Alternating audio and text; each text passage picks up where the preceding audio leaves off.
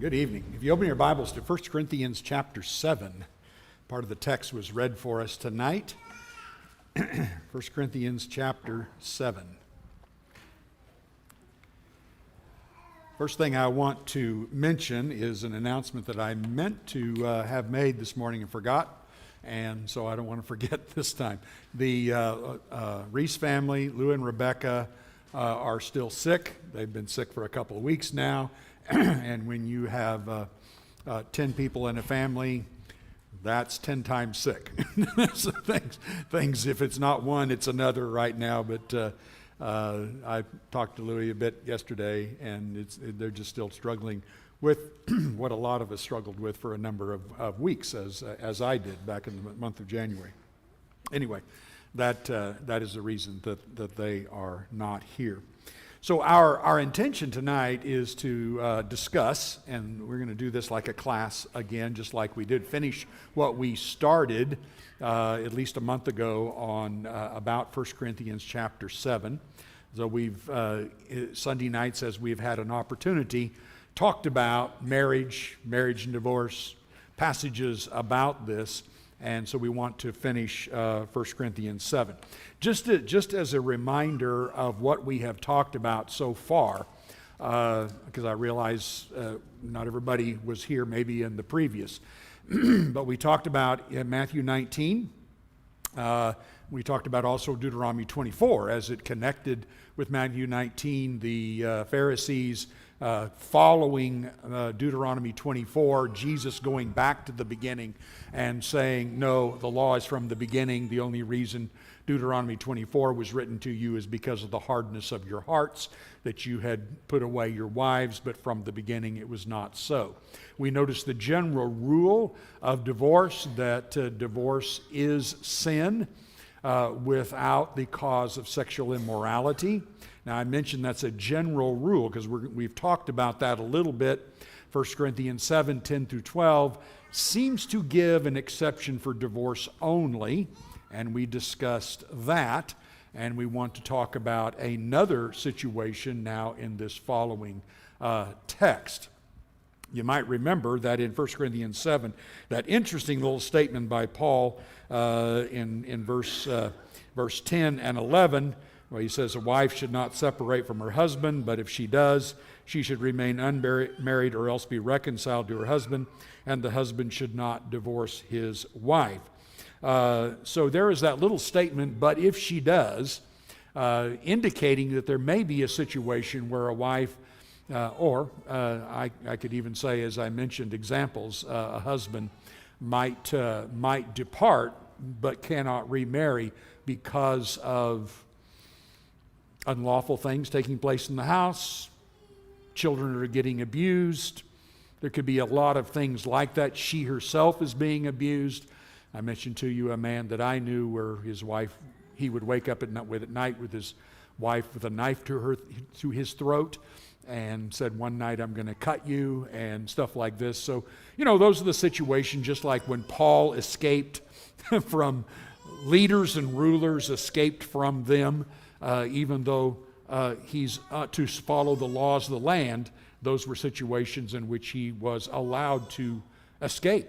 He escaped Damascus when the king Aretas had put out a warrant for his arrest, and Paul was let down by a basket over the wall. So there's situations like that. This is a tough kind of situation that he seems to go. As I mentioned, the last thing I think I mentioned about that was, I think the problem is, and I've seen this, where somebody decides, well, it says right there that I can get a divorce as long as I don't remarry. That's not what it says. That's not what it says. In fact, to do it that way is just to violate a number of things in the text. 1 Corinthians 7, 1 through 5, he said you're not to withhold your body from one another. And that's not allowed. Paul said, and Jesus said, let not man separate. These were things that were direct commands. God has joined, don't let man separate. He, of course, gave the exception of sexual immorality. Anyway, that's what we covered so far. If you have questions about that, I'm glad to discuss those with you. Let's go ahead then and get into 1 Corinthians 7 and verse 12 and following. First off, by the way, here is an outline of 1 Corinthians 7. Did I have that up there before? I made this PowerPoint really quick, but let's just put this out real quick. So here is 4-part outline of chapter 7. 1 through 9, it's good not to marry, better to marry than to burn with lust. 10 and 11, married must remain married. 12 through 24, marriage of believers to unbelievers. And then 25 through 40, it's good for virgins to remain unmarried because of the present distress. Those are the sections. He's very detailed about his sections here, by the way, if you've noticed in 1 Corinthians 7. He's now concerning, like you see in verse 25 or 7, there's always those very direct divisions in the chapter. All right. Now, here's some of the things we want to talk about. Let's look at verses 12 through 16. Let me read that, and then we'll note some of the things here. Paul says, "To the rest I say, I, not the Lord, that if any brother has a wife who is an unbeliever and she consents to live with him, he should not divorce her. If any woman has a husband who is an unbeliever and he consents to live with her, she should not divorce him. For the unbelieving husband is made holy because of his wife, and the unbelieving wife is made holy because of her husband. Otherwise, your children would be unclean, but as it is, they are holy. But if the unbelieving partner separates, let it be so. In such cases, the brother or sister is not enslaved. God has called you to peace. For how do you know, wife, whether you will save your husband, or how do you know, husband, whether you will save your wife?" And the text continues, by the way. There's a bad paragraph marking there, but the text will continue, but we'll look at that in a moment. So there's certain things that are noted here. In verse 10, he said, "To the married I give this charge, not I, but the Lord." And now in verse 12, "The rest I say, I, not the Lord." All right, so in the first one, in verse 10, he said, "I'm not just saying this, the Lord said it." We already know that back in Matthew 19. So what is he saying here? The obvious thing is he's saying, okay, in this particular case, the Lord did not talk about specifically a believer married to an unbeliever. Right? So I'm telling you some details about this. This is something the Lord didn't talk about. One of the things that might come up is, well, maybe Paul's just giving his opinion here. Right? That would be one thing that some would want to suggest. So the verses that are up there, 6, verse 25, and 26, and 40. Look at when Paul does give opinions in this chapter. So look at how he says opinions. Verse 6. "Now as a concession, not a command, I say this." He makes very clear when this is not a command from the Lord, this is not a command I'm giving you that came from the Lord, I'm saying this by concession. Down at verse 25. "Now concerning the betrothed, I have no command from the Lord, but I give my judgment as one who is by the Lord's mercy is trustworthy." So he specifies, what I'm telling you now, it's not from the Lord, not a command of the Lord. I'm just simply giving my judgment. Then again in verse 26, "I think that in view of the present distress." Now, if Paul was giving a command, would you think he'd go, "Now, I kind of think"? No, that's not how this is going here. He's saying, this is again my judgment. And then again, down in verse 40, "Yet in my judgment," talking about her staying unmarried, "in my judgment she's happier if she remains as she is." You can see, I think, a difference between when Paul is saying in verse 12, "I'm saying this, the Lord didn't talk about this," and verse 10, "I'm saying this, the Lord did talk about this." Okay, questions or comments on that? I don't want to do all the time, but if you have questions or comments on that, or you disagree or want to challenge that, that's fine. Whatever. Everybody good there? Yes, no? All right. First time we've ever had unity. No, that's not the first time we ever had unity. I'm just kidding. So it's really great. All right, so let's just look at some of the phrases that he uses here. Notice the word consents, verse 12 and also in verse 13. What conditions does the believing spouse stay with the unbelieving spouse if he or she consents to dwell with him? In the text, can you discover what is the opposite of consents to dwell with this person? Can you find a phrase or sentence that talks about the opposite of consenting? Verse 15. Yeah. So you get to verse 15, the unbelieving separates, not consents to dwell with him. What are the conditions? What's happened here? So it's pretty easy to conclude that what's taken place is in the 3.5, 4 years since Paul was there. When Paul came, he taught the people. Some became Christians and their spouse did not.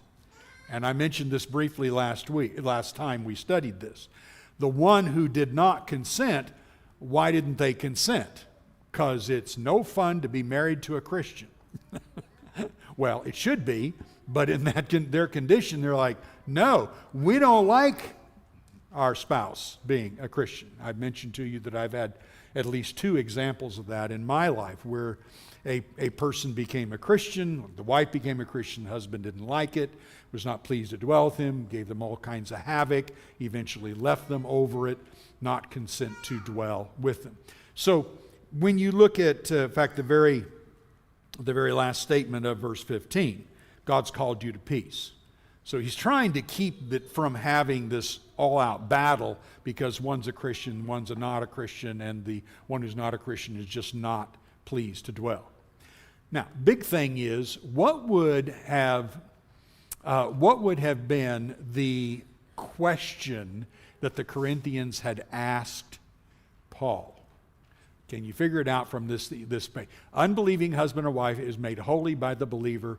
Now, take that. What would be the question the Corinthians had asked? Remember, 7:1 says, now concerning the matters about which you wrote. Can you figure out the question? Play Jeopardy with the text. Can you figure out the question? Go ahead. I was going to say, is our marriage because of our differences? Yeah, we have married now an unbeliever. Can you imagine someplace in the Bible where they have gotten that? Pretty easy, huh? Back to Ezra, back to Nehemiah. Those people who had married idolatrous women, of course, the Old Testament law had a direct command, do not marry, outside of the Jewish faith. You're not allowed to marry idolaters and things like this. And men had taken all kinds of wives and were commanded to separate from them. Some of them even having children by them were commanded to separate from them.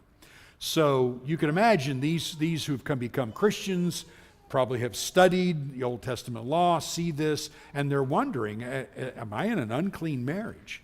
I'm married to this person who's not a Christian. And so he says, no, the unbelieving partner has been made holy by the believing partner. So you have 2 choices. Because you're married to a believer, you're automatically saved. You're holy. Probably not.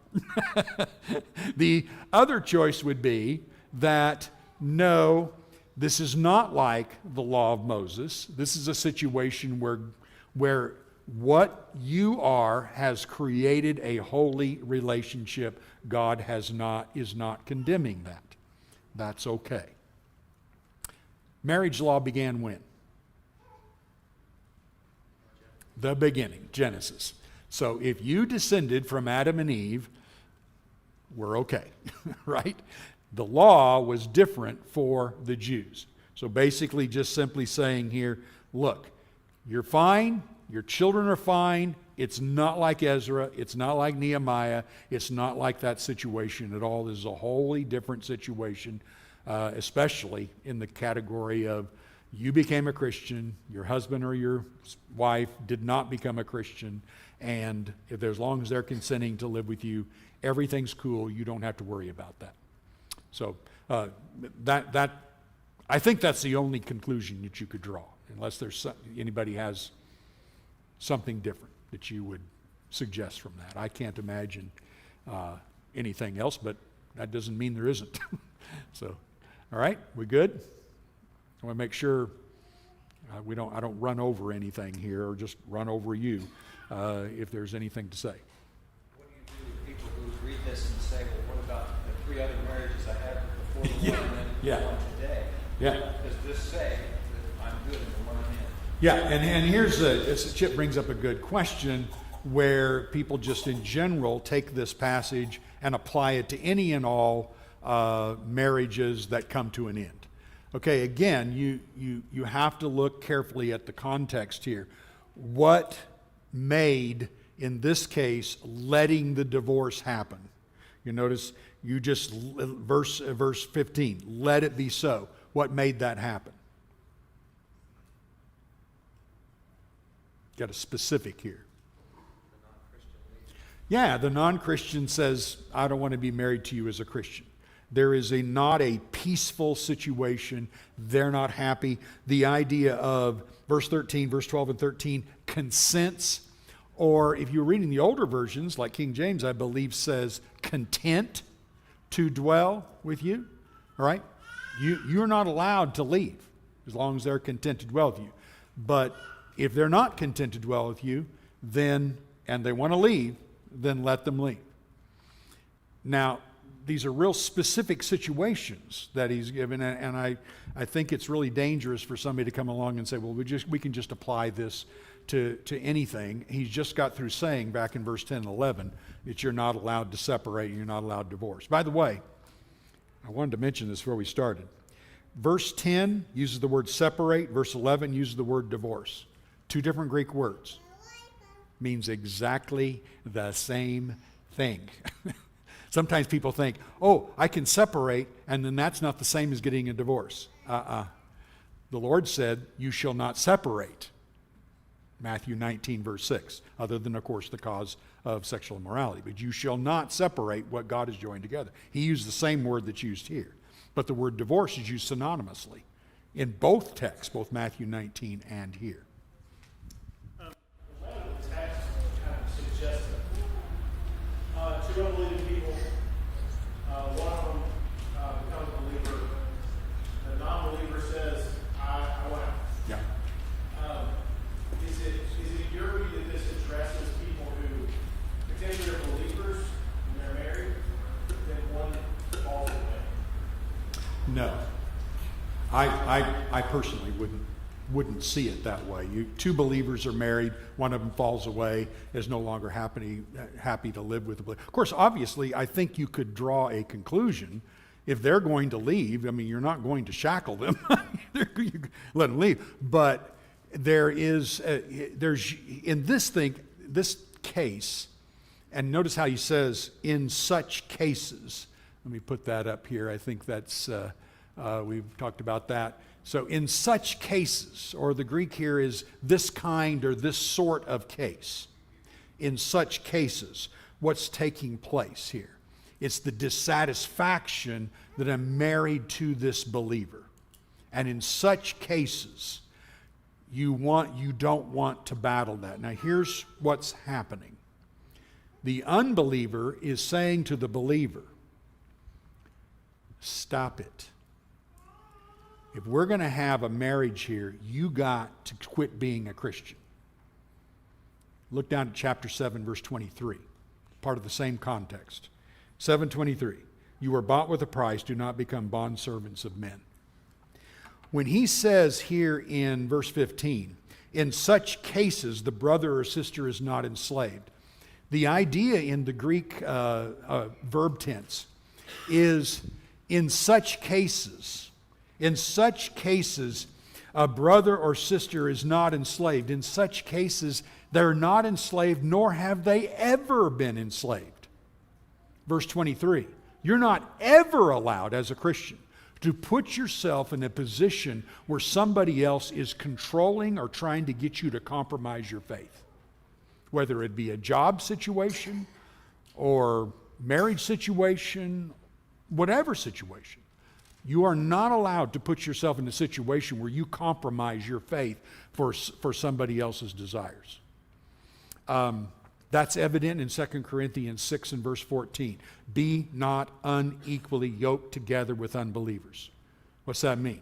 You're not talking about don't get married to an unbeliever. That's not what he's saying. He's saying don't be in a relationship where somebody, unbeliever in this case, is trying to get you to compromise. That's why he or she, who is the believer, is to allow this to happen, not compromising that at all. Can you think of other situations where Christians, apostles, refused to compromise when a command was given? Yeah. Government, the council in Acts 5, etc. So all those situations, you cannot be in bondage. Be not unequally yoked. You cannot be in bondage. You're not enslaved here. As a matter of fact, this word enslaved, it is the Greek word, it comes from the root word doulou. It's got a verb tense to it, but doulou is the word that's used. It's the common word used throughout the scriptures to refer to us as servants of Christ. Okay, so you're not enslaved in this. What would that entail? Well, you are not enslaved to continue to try to be everything a spouse ought to be. If they're going to leave, you don't have to battle this. You don't have to fight this. You can let it go. You're actually free without feeling guilty that you're not fulfilling your spousal responsibilities. You're not enslaved. By the way, the word deo, the Greek word deo, is always used like it's used in verse 39. Look at verse 39. A wife is bound to her husband as long as he lives, but if her husband dies, she is free from being bound to him, to be married to whomever she wishes, only in the Lord. Okay, so that word is used concerning the covenantal relationship. Bound meaning bound in marriage. Doulou, different. Enslaved, same word used again, back to chapter 7, verse 23. You were bought with a price, do not become, here's the Greek word again, doulou, do not become bondservants of men. So there's two situations. One is we're never allowed to be bondservants of men. The other is, deo, we are allowed to be married, bound to a spouse. Questions? It's a lot of things I said right there, but you can see the difference in how the Greek word's used. Now, some would suggest, no, I think this not enslaved would give the right to remarry. Okay? I don't personally agree with that, and one of the problems I have with it, two problems I have with it personally, is number one, why didn't he use deo? That would have been a perfect time to make it very clear you are free. Just like he did in verse 39. He pointed out very clearly how you're free to marry somebody else if your husband dies. You're no longer bound. You are free. He doesn't say that here. He says you're not enslaved, and he uses doulo. The second thing is there's no positive statement. Where's the statement that you're allowed to remarry? He makes the statement that you can be free from being enslaved, bondage to them. You would never be that anyway, but he never says you're allowed to remarry. There's the way I look at that, and again, if there was something else to it, you compare verse 39 with this verse, and you can see how Paul treats it when he's telling you you do have a right to remarry. He positively makes the statement. Questions, comments, disagreements are fine. All right, that's where I am on that. Paul describes himself as a bondservant of Christ, and I think that the principle here is that you can only be a bondservant to one thing. That's right. And so when it talks about being a slave to wealth, as opposed to mammon, as opposed to Christ or to righteousness, you can't be a slave. You can't be a bond slave to two of anything. That's right. No man can serve two masters. That's why Paul says that of Romans. Yeah. That's why we are bondservants to Christ.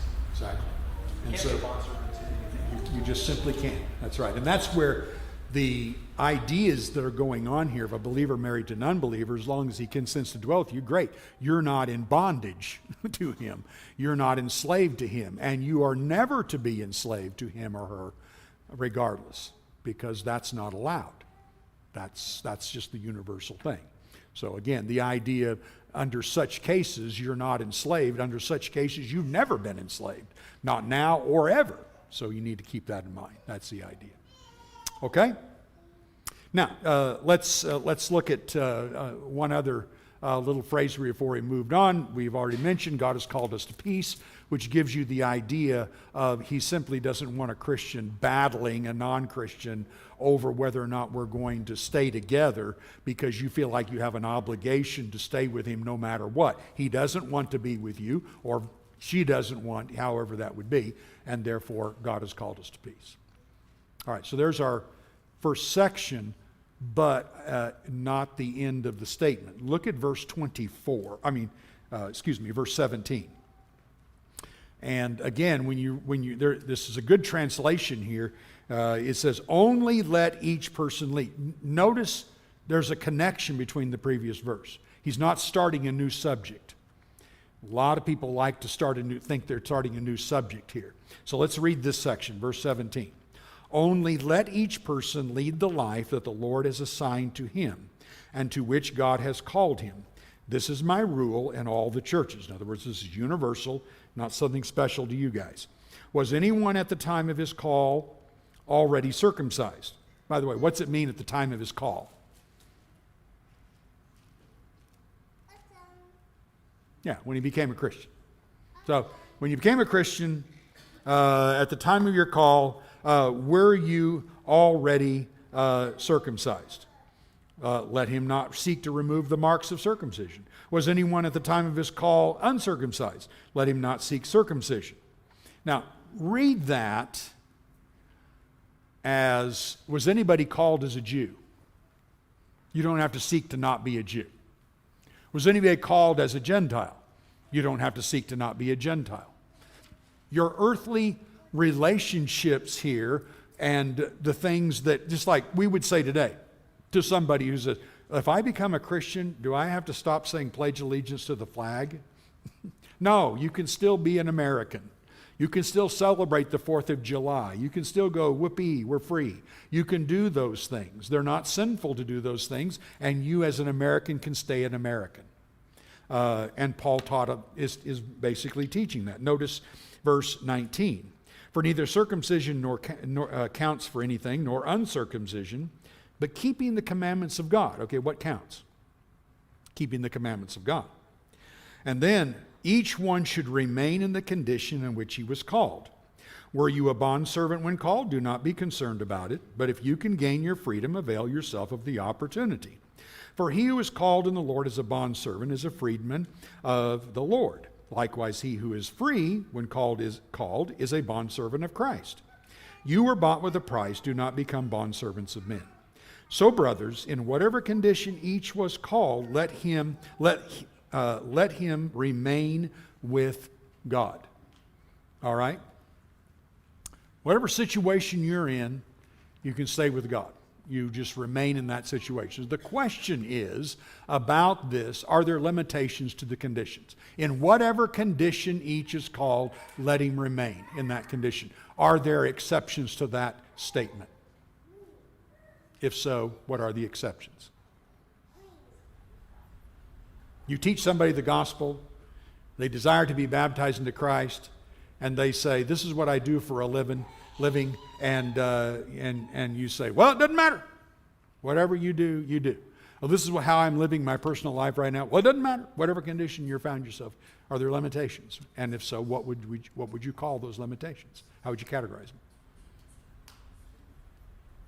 I'd say if you were a hired murderer, you might give up that opportunity. Yeah, you're going to have to quit being a hitman. You can't be a hitman anymore. All right. You can think of hundreds of things, can't you? It would be any of those things that were sinful. In fact, go back to verse 19. What counts? Keeping the commandments of God. What doesn't count? What nation you're following, what traditions you follow, as far as your personal life. None of those things count. What counts is that you're keeping the commandments of God. All right, here is where, and my plan is, by the way, to do one follow-up lesson to this one and talk about some of the teachings that have gone on among brethren and even not among brethren concerning divorce and remarriage, so that you're aware of what is being taught and are aware of how to look at those. So one of them that we can briefly bring up here is, it's not uncommon for this text to be used and say, okay, if a person becomes a Christian and they've been married 10 times, they just keep with their 10th wife or whatever, regardless of how they got a divorce, regardless of the cause, because he says remain in the same condition in which you were called. Do you see a problem? Do you see an inconsistency with that? And if so, what would it be? The other starting position was Yeah, I mean, then you have all kinds of other situations. What are you going to do when you meet two men who are married, or two women who are married? You say stay in the same condition in which you're called. I had somebody answer that by saying, well, that's always been sinful. What, adultery hasn't always been sinful? What are you talking? That's from the beginning. Two should become one flesh. That's always been sinful. What if you're one of these dancers in a bar, or you could go on and on and on about those kinds of situations, relationship. What if you are teaching in Nigeria, Africa, and you run into somebody who has 4 wives?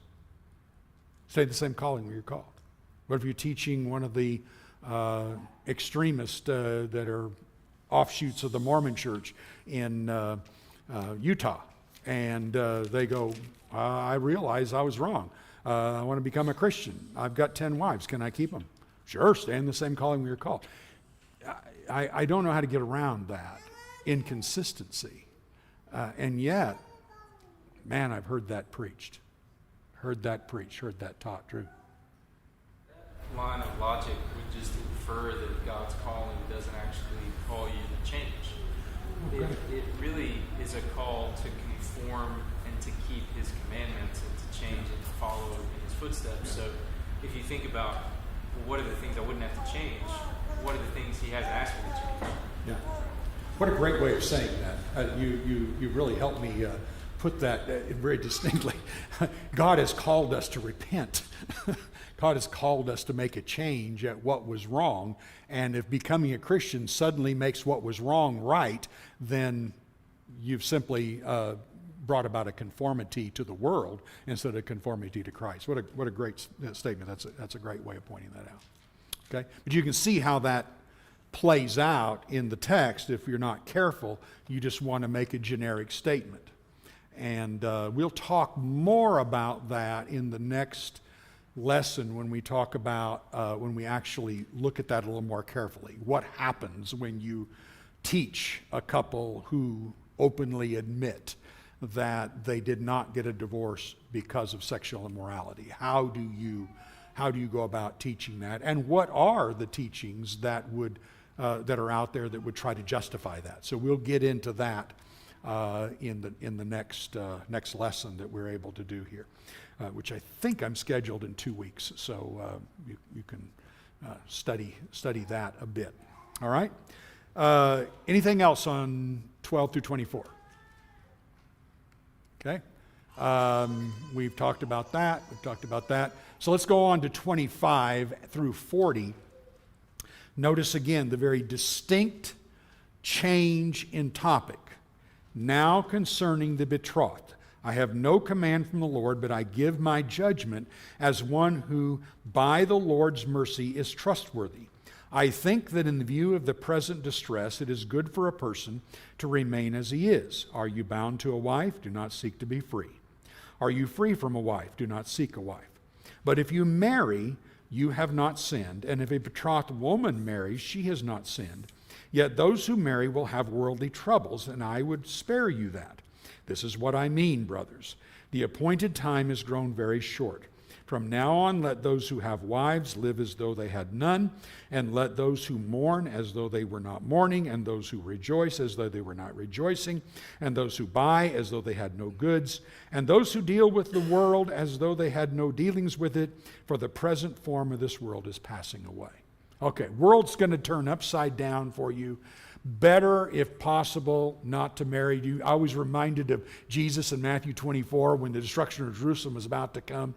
And he says, woe to those who are with child in those days or nursing. Why? Because he just said flee to the mountains. Not a fun situation to be in. So in this case, similar. Better not to be married concerning with this present distress taking place. Now here's the little nuance. Is verse 27 and the beginning of verse 28. I love the ESV, the way they translate this makes it much easier to understand. Are you bound to a wife? Do not seek to be free. Are you free from a wife? Do not seek a wife. So what does it mean to be free from a wife when you read that text? I could ask, who in here would like to raise your hand and say you're free from a spouse? And everybody who's single here would go, well, that's me. I'm free from a spouse. And you might say, woe is me, or you might say, yippee. you might be on one side of that or another. But I'm free from a spouse. You're not married. Now, see, here's where and I'm not blaming the King James Version at all. I'm just how people read it sometimes. Are you bound to a wife? Seek not to be loosed. Are you loose from a wife? And then a person draws the conclusion, I used to have a wife and now I'm loosed from her, so when I marry, verse 28, I'm not sinning. Well, they just undid everything Jesus said in Matthew 19. He's not saying that. And I saw a debate when I was young in which the preacher used that text to absolutely destroy the other preacher. And later I debated him in a small group, and I said, you cheated with that text, and I think you know you did. And he went, yeah, I got away with it.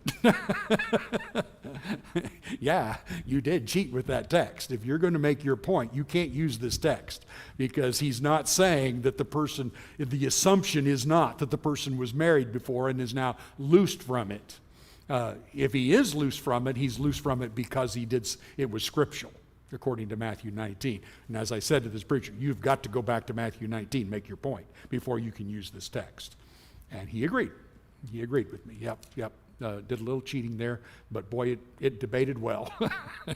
I giggled and said, yeah, it sure did. That guy was not ready for you on that.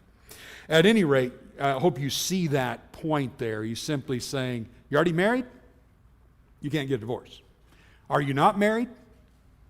You can marry, and you haven't sinned, but I'm telling you it would be better to protect you that you didn't do that. Questions, comments on that? All right. Okay, I think it's important that this is in light of the circumstances about to be faced by this group of people. This is Paul's advice for a specific question in a church during this very specific time in history. Yeah. And what Chip says is very, very important. I sometimes hear people saying, well, Paul believed it was better to say single. No, that's not exactly what Paul is saying. Otherwise, Paul's saying the opposite of what God said in the very beginning. It's not good for man to be alone, and he created a woman, and etc. I mean, that doesn't make sense. It doesn't even make sense with Paul. In 1 Timothy 5, he says, I will the younger women marry, bear children, and guide the house. So that would be a contradiction even with that. So he's dealing especially with the present distress. It may be something local with the Corinthians, maybe something more worldwide. I don't know any of us can be for absolute sure on that, but at any rate, he's using that as the parameters there. And that's, I think, important to understand. Yeah. I think the principle there is that there are advantages in either. Sure. There's advantages of being married in the kingdom as well as being single in the kingdom. Yeah. There are disadvantages. Absolutely. Sort those things out. They may not be as oppressing as they were Yeah. here in this country, Mm-hmm. as they were at Paul's time. There are advantages and disadvantages just I Absolutely think not. the point is take advantage of whatever condition you're in. Yeah, and Paul even made that statement back in verse 7 when he said, each has his own gift from God, one of one kind, one of another. I wish all would write like myself, but everybody has their gift. What Chip says is very, very important about do not take your singleness as, well, what a curse I have. I mean, there's a lot of advantages that you have. There's some things that aren't advantages, but if you're married, there's some disadvantages at that as well. So there's just as far as difficulty in life and ease of life or whatever. There's both ways on that. Now I'm not gonna bother too much with verses 32 down through verse 38 because we can summarize it real quickly and easily. You're engaged, and Paul says, don't get married if you think you can control yourself. Better just to hold off until you get through this tough time. If you don't feel like you can control yourself, go ahead and get married. You haven't sinned. There's a summation, okay? So big whole bunch of stuff here that he goes through, but it's just basically, again, trying to help them through this because it will be easier for you when this distress comes to not have to deal with that. So let's conclude with the last part of this in verse 39. A wife is bound. Are you bound? I already covered that. Let's get on down here. Okay, verse 39. A wife is bound to her husband as long as he lives, but if her husband dies, she is free to be married to whom she wishes, only in the Lord. Okay, what does only in the Lord mean? Your first natural inclination is only in the Lord means? Yeah, you can't marry anybody but a Christian. Okay? Could you think of an objection to that? And maybe that's true. Maybe that's what he's saying. Can you think of a possible objection to that conclusion?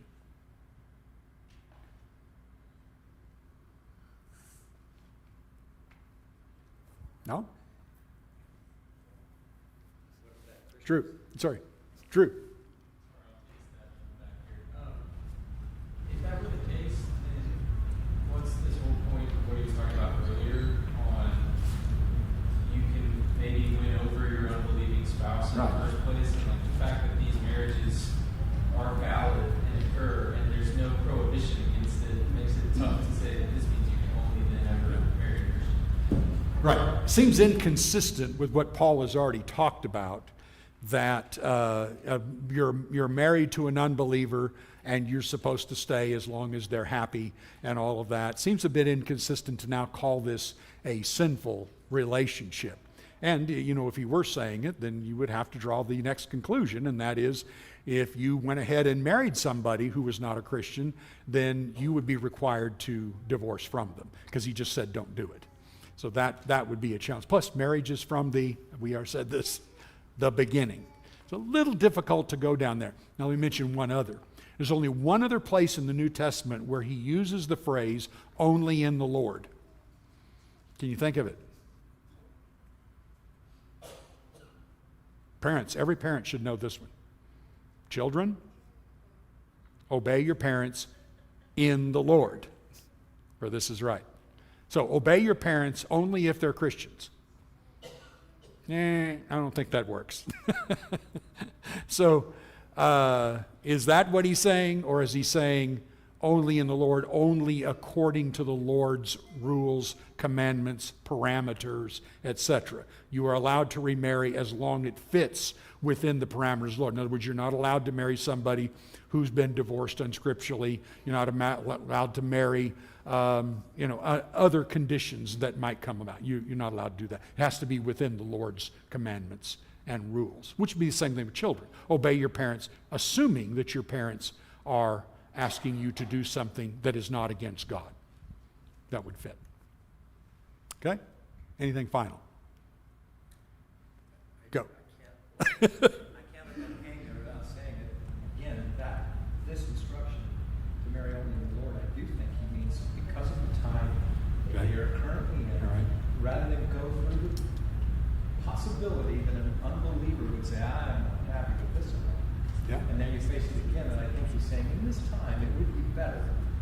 may be. You're a Christian Yeah. if you're going to remarry after your spouse dies. I wouldn't object. Yeah, I wouldn't object to that. I'm just saying there's kind of, two ways of looking at, but it would certainly make sense that I just talked about how difficult it is if you're married to an unbeliever. Why would you do that? And of course, you just go historically back to the Old Testament. You can really have a struggle. And every Christian I've ever known who decided to go ahead and marry an unbeliever has told me it's really hard. There's really a lot of difficulty with that. I'll augment my statement by saying that it is inconsistent with what Paul taught Timothy in 1 Timothy 5. 5, yeah. Where he said that young widows should remarry. He didn't say there only in the Lord. Only Lord. Yeah, that's right. Good point. Great point. Okay, very good. Feel free to, because in our next class on this, we will talk about all kinds of views and stuff that have come up and been taught over the years. Having been a person came from California, there is hardly a view I haven't heard or have a book on and read a book about. So I'm pretty up on it and all the different things. So certainly you have questions, stuff like that. Let's throw it all in the pot and stir it and see what the Scripture comes up with. So thank you for your good time and discussion. We're going to sing a song right now, and certainly if there's any way we can help anyone in your seeking the Lord, please let us know. You can either step down during the song or talk to us afterwards. We'd be glad to talk to you. All together we stand and sing.